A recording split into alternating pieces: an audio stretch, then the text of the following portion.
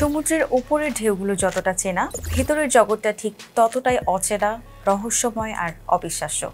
পৃথিবীর ৭০% জুড়ে আছে পানি, অথচ আমরা এ পর্যন্ত এই বিশাল জলরাশির মাত্র ৫% চিনি।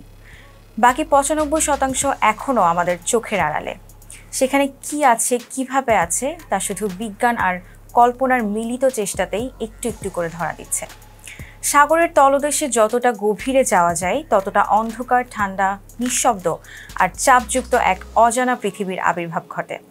সূর্যের আলো প্রায় ১৫০ থেকে ২০০ মিটার নিচেই শেষ হয়ে যায়। এরপর থেকে শুরু হয় চিরকালীন অন্ধকার। সেই অন্ধকারে জন্ম নিয়েছে কিছু অদ্ভুত প্রাণী, যাদের চোখ নেই, রং নেই, কণ্ঠ নেই, কিন্তু আছে নিজেদের আলো, নিজেদের অস্তিত্ব টিকিয়ে রাখার এক অবিশ্বাস্য উপায়। এই জগতে বহু প্রাণী নিজেদের শরীর থেকেই আলো উৎপন্ন করে।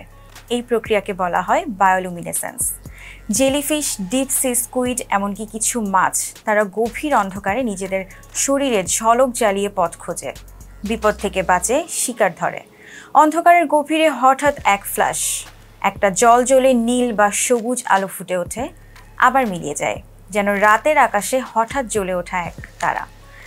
কিন্তু আলো ছাড়াও আছে ভয়, আছে এক চিরন্তন চাপ। সাগরের গভীরতর স্তরে পানি এতটাই ভারী হয়ে ওঠে যে প্রতি বর্গ সেন্টিমিটারে পড়ে হাজার হাজার টনের চাপ।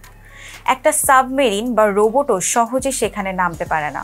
তাই তৈরি করতে হয় বিশেষ ধরনের গবেষণা যান, যাকে বলা হয় ডিপ সাবমার্সিবল, যে নিজের শরীর দিয়ে সেই চাপ টিকে থাকতে পারে। এইসব ড্রোন বা সাবমেরিন যখন নিচে নামে, তখন ক্যামেরায় ধরা পড়ে এমন সব দৃশ্য যা আমাদের কল্পনাকেও ছাড়িয়ে যায়।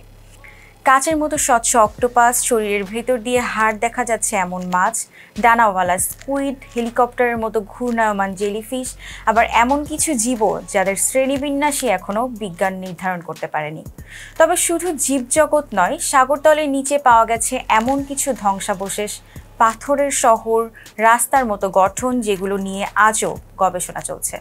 কেউ কেউ মনে করেন এই নিচেই হয়তো হারিয়ে যাওয়া প্রাচীন শহর আটলান্টিস চাপা পড়ে আছে।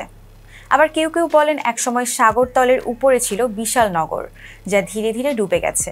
কিছু কিছু জায়গায় প্রাচীন মন্দির, দালান, এমনকি পাথরে খোদাই করা মানুষের মুখের মতো গঠনও দেখা গেছে, যা রয়ে গেছে এক চিরকালীন প্রশ্ন হয়ে।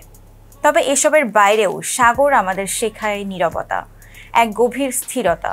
যত গভীরে যাওয়া যায়, শব্দ তত কমে যায়।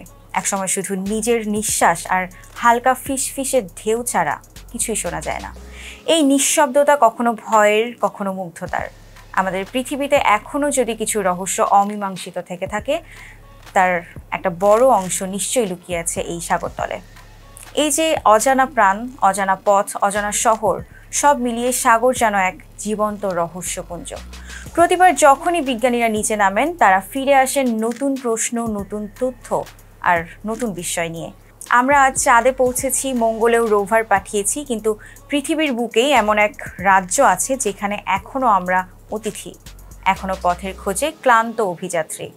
সাগরতল আমাদের মনে করিয়ে দেয় এই পৃথিবী কতটা বিশাল, কতটা অজানা আর কতটা রহস্যময়।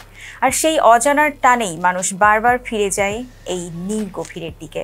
সেখানে পৌঁছায় না কোনো আলো, থাকে এক নীরব জগৎ, যা কথা বলে শুধুই বিস্ময়ের ভাষায়। ছিলাম জান্নাত ইলিয়া। ফেস দ্য পিপলের সাথে থাকার জন্য ধন্যবাদ।